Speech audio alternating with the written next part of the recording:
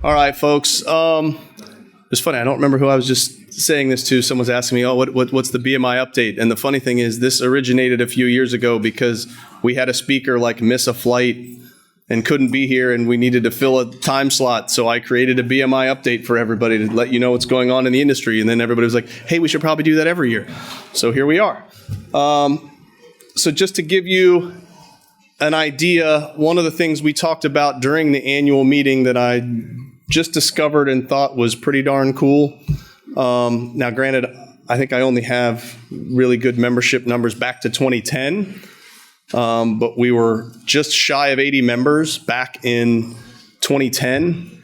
And there you can see in 2014 was the merger with LBI. That's the Library Binding Institute. So we had a 4-year decline there, and then bang, a whole bunch of new members that was in the library binding field. And I'm not sure how many of you know, but there's not a lot of people doing library binding anymore. And as you can see, we struggled for several years. And right around 2018, 19, we started picking back up. And we have been on a 6 straight year membership growth pattern. And as of right now, we are now at the highest point of membership companies that the BMI has had since 2010. So,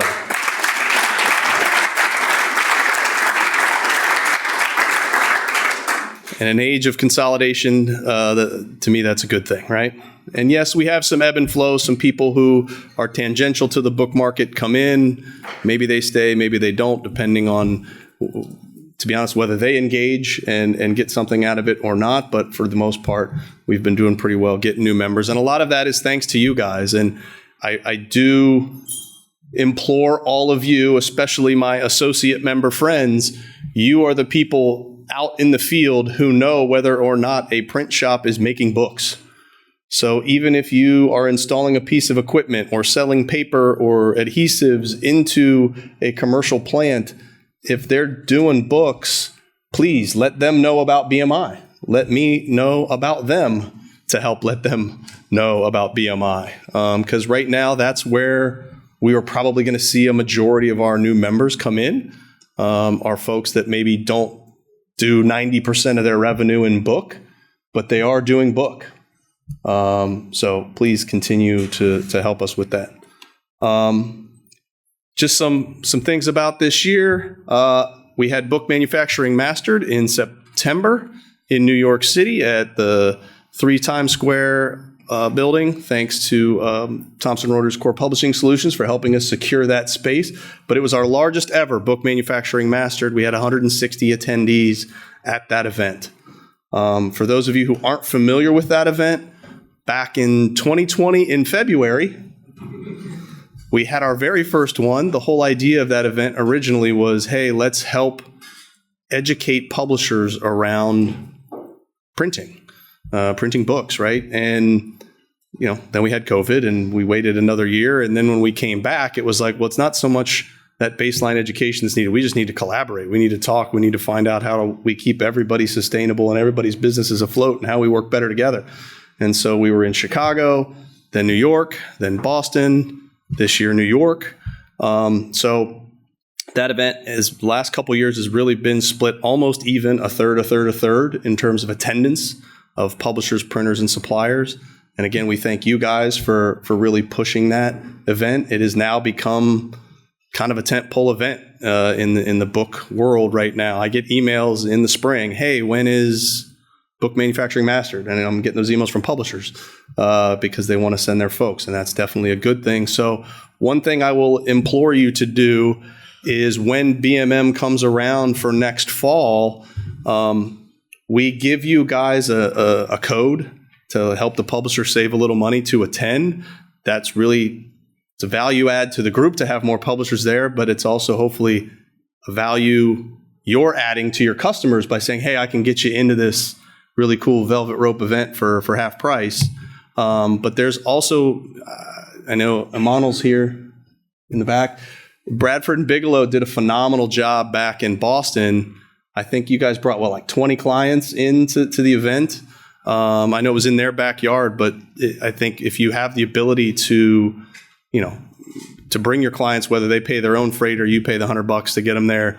I think they'll find it worthwhile. And I know the folks at Bradford and Bigelow definitely thought that was a great use of their budget, and we're happy to continue that. So we continue our work with industry associations both in the U.S. and abroad. I know we are members of the Green Book Alliance. Brian from BISG, along with BIC and BookNet Canada, are the three main members of that organization. But we work with them. I was at their event in Frankfurt recently, and we continue to try to talk to anybody that will help us. We really thank ACG Advocacy, who's Printing United's main government affairs company. They kind of put together the whole legislative fly-in back in May that I went to, along with we had somebody from BR Printers join us as well to represent the industry. We got to meet with Senate staff and congressional staffers and let them know. I can tell you that none of them knew that books were exempt from the tariffs that were being thrown around. So we're still continuing to educate wherever we can. So a lot of good relationships there. Our book manufacturing mastered event is actually co-sponsored by 7 different publisher associations. So that is another good benefit for us to be in front of those organizations and helping to support that event. Each year we do our State of the Industry report. That comes out first quarter each year. We really thank Canon HP and Mueller Martini as our annual research sponsors that help us be able to put that report out each year.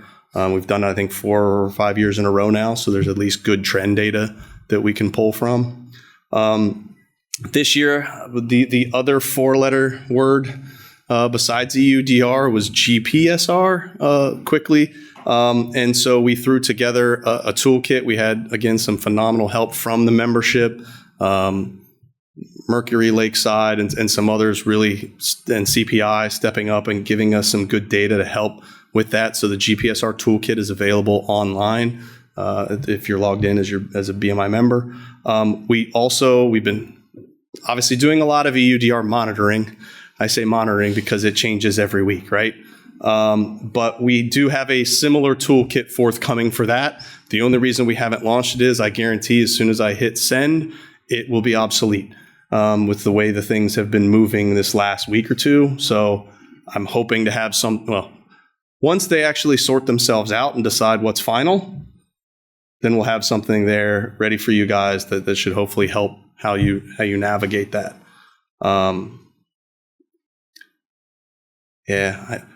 I threw in, Duffy, can you click on that video link? I don't know if it's potted up for sound. I forgot to tell you that. That's my fault. We're just talking about AI. I decided to have some fun. Oh, you're not? Okay, that's all right. It wasn't that funny, but I can describe it. If you've ever heard of Sora, that's ChatGPT's video creation AI tool that you can just go in. So I had it. I couldn't choose DJT in it because rules around likenesses and things. But basically, I had somebody talking to George Washington, thanking him for the implementation of 500% tariffs on books coming from Asia. But that was anyway. Thought it'd be funny, whatever. But we do that other advocacy, and that can be through a lot of different things. I mean, there are other things we do, not just the Hill visits, but as they mentioned this morning, sometimes there are sign-on letters and things of that nature where other organizations ask us to, hey, can you put your name on this because it'll help us all? So we're always looking at that and deciding if that's something we want to do. And we'll continue to do that. I know they are setting up another Hill Visit Day. So be on the lookout if I send out an email. If it interests any of you, fantastic, RJ. It's great to have actual constituents there. And the way they do these is really cool because they actually split up myself and the gentleman from BR because we live in different states, right? So I met with the 2 senators from Florida and their staffs because that's where I live. And then the group I was with, we were kind of the southeastern side. So I had somebody that was Georgia. So we met with the 2 senator staffs from Georgia. But they will figure out a way to get you in front of, hopefully, your direct either congressman or senator, usually their staffs. I can tell you the best part of that was I met with somebody from Rick Scott's staff. Rick wasn't available. I leave the offices, just walking through the park, one of the parks next to the Senate offices, and there's Rick Scott with his Navy hat on and a fishing pole. We're in a park, mind you. It's just grass.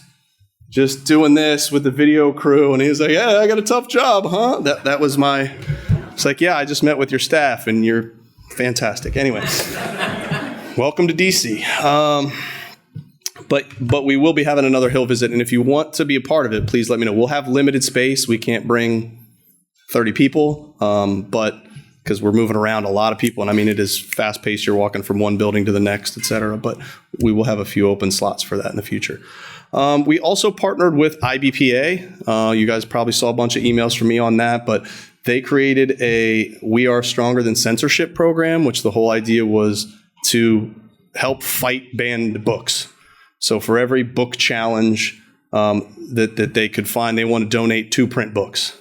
And so we raised money for that. We raised nearly almost $4,000, and BMI is going to match that. So we will be able to donate close to $8,000 to that organization to help get more print books in the hands of students in school libraries. So I think that's a win. Some other places that we as an association, which generally means me out and about, but I know a lot of you help out with a lot of different things, such as NAPCO webinars. I know Brian's going to be on one, and then with me here in December that Cannon is putting on. So Ed, wherever Ed's hiding, yeah, we get you part of that. I'll kind of lump London and Frankfurt book fairs together.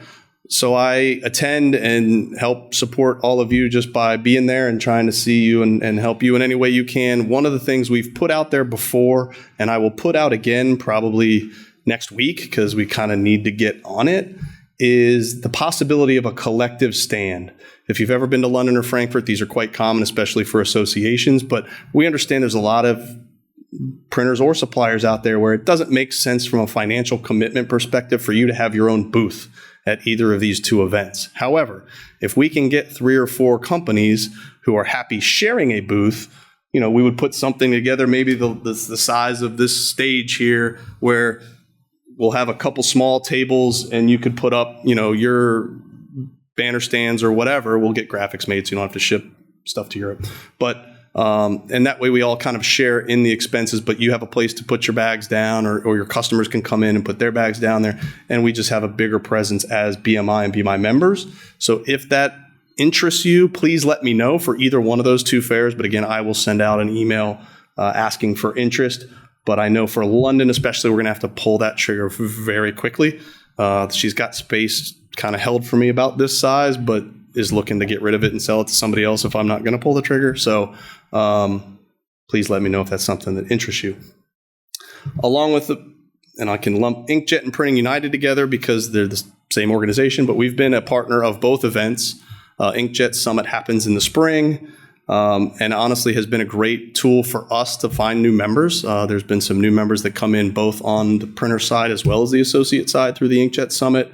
I've spoken at that event, and I get to sit in on the publisher case studies that are presented, so it's really useful for us. And then Printing United, we've been a partner at. They give me a booth, and we get to speak at that event. And obviously, for those of you who were there last week, that was their record-setting year for that event, so all good things there. We will continue to do Book Manufacturing Mastered. Like I said, as people are showing interest, we want to continue that event. And then there are other events, webinars, things. Rojak and I, it was going to be Pete, but now it's not Pete, are going to be on an eCPA webinar just next week because they look to us now as experts and want to hear the same things you guys get to hear. And it's good that we're the ones talking to the publishers and making sure that they're coming to us when they're looking for printing and support in that area. So some dates that you can jot down for your calendar for next year. The London Book Fair is early to mid-March. So again, let me know about that collective stand idea. Inkjet Summit moves away from Florida and will be in Texas at the end of April. IBPA will be mid-May in Portland, Oregon. Frankfurt is early this year. Earlier, I guess. Maybe it's the same dates.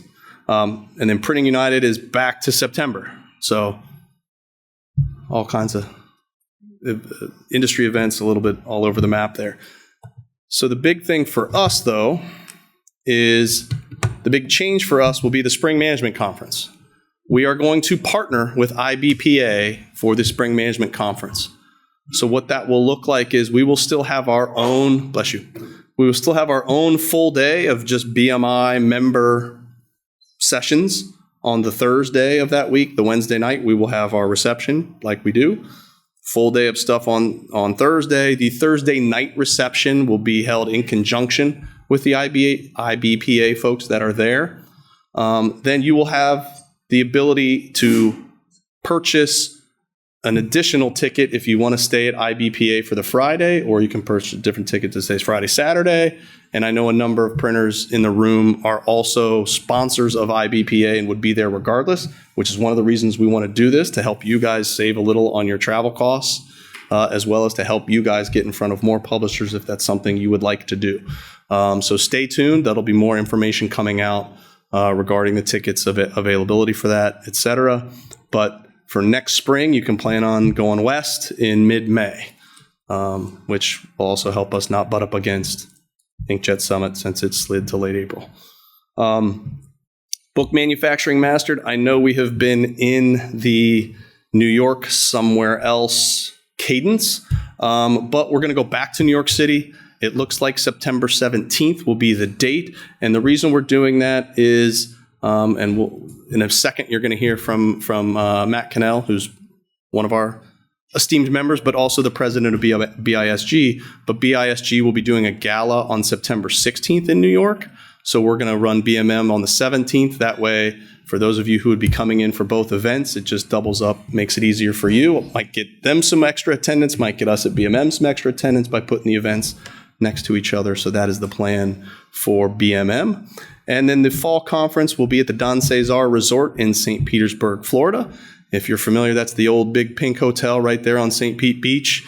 They did get kind of hammered last year with the storms, but it is in mint shape now. They've been able to get everything back, and they're actually building a brand new ballroom that will be, I think it just came online this month, that we'll be using for the general sessions and stuff, but it's a gorgeous property, and I think you guys will really enjoy it.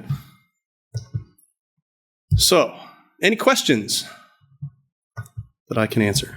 Put that back up just so it's bright. All right. Well, with that being said, I did want to give the stage real quick to Matt and thank BISG, who is tonight's reception sponsor. But Matt, come on up. Well, thank you, Matt. And I think most people here are familiar with VersaPress, but as Matt said today, I'm here in a different role. In April, I was elected as chair of the Book Industry Study Group, serving a 2-year term that started this July. And this is an important time for BISG, which will turn 50 next year. And one of the reasons we wanted to sponsor this year's gala was to bring attention to our 50th anniversary, but there's a deeper reason to stand before you this afternoon. While BISG was incorporated in 1976, it was actually here at BMI's fall meeting in 1975 when a subset of those attending started a discussion about creating an organization that would research and publish data about the book business. That's right, BISG started here 50 years ago. In its first year, BISG grew to over 41 members, including companies that persist to this day, such as McGraw-Hill, John Wiley & Sons. They hosted that first annual meeting, as well as many companies that have changed. So Harper & Row, some that have consolidated, Arcata Book Group, Joanna Western Mills, the Great Northern Paper Company, among others. And at that first annual meeting, the board noted progress on 3 items. First, a study describing the information needs of the book industry. Second, a paper availability study and seminar. And third was a library acquisition study. Already at that time, BISG was building the foundation for what it still does today. Look across the industry, discuss the issues and the challenges that are happening, and work together to solve problems that affect two or more parts of the supply chain. Everyone here today, manufacturers, paper mills, service providers, are all welcome at BISG, and I think that having our voices represented in these conversations are incredibly invaluable to us and to the future of the industry as a whole. At the end of that first year, BISG was also starting to plan work around a report on book industry trends. That was an annual report that became a staple of the book business for almost 30 years. Many of you may know that series, which concluded in 2009 and moved to an online database that was jointly managed with AAP, the American Association of Publishers, until 2014. As a printer, I am struck by how closely the birth of BISG is linked to this part of the industry, to the book manufacturing segment. I'm struck, but I'm also not surprised. BISG's commitment to data and problem solving has helped the book industry to grow and adapt over the past 50 years. In manufacturers, we understand that whatever helps this industry can also help grow our businesses. So I think BISG's origin story reflects our joint interest in doing what's needed to make things work.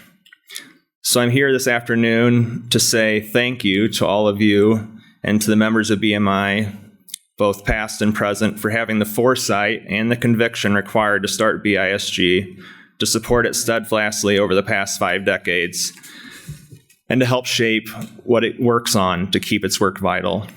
We want to recognize and value our partnership with BMI and with Matt, and we look forward to what the next 50 years will bring, and I hope the celebration tonight is a wonderful time. Thanks.